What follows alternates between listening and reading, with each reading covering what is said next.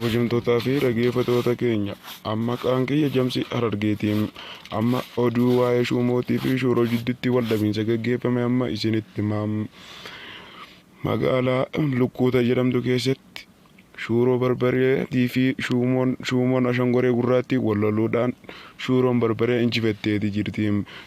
Dubbii tana kan nu gabaasee fi gadda isaanii kan ibsate Chiif kan jedhamu kun bakki inni itti dhalate magaalaa Shurootiin. Tanumaafuu kabajamtootaa fi dhaggeeffattoota keenya qophii oduu ammaan tanaaf qabannee dhufne xumurree waan jirruuf sabiskiraayib. Jamsii Harargeettiin isin dabarsaa oduu waa'ee Shumootii fi Shuroo jidduutti waldhabiinsi gaggeeffame akka nutti himu. Intala tiyya maaltu asii fide? Yaabbaa asii gaara jira jeetiin dhufe. Eenyutu kan hangaara jiru sitti hime?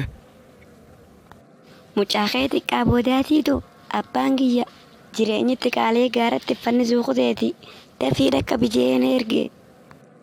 Lakkii ani intala tiyya sibiilaan kaasuu dhufe malee jireenyi waan qaalee hin dhufneeti. Mucaan kiyya saneessa jedhama faradduun.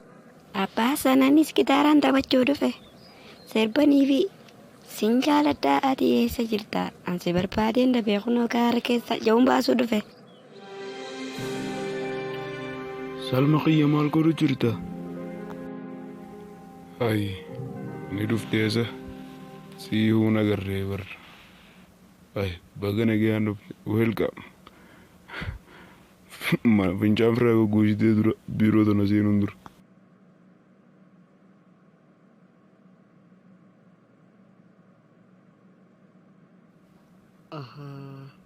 Yaada tokkoon naa dhufe.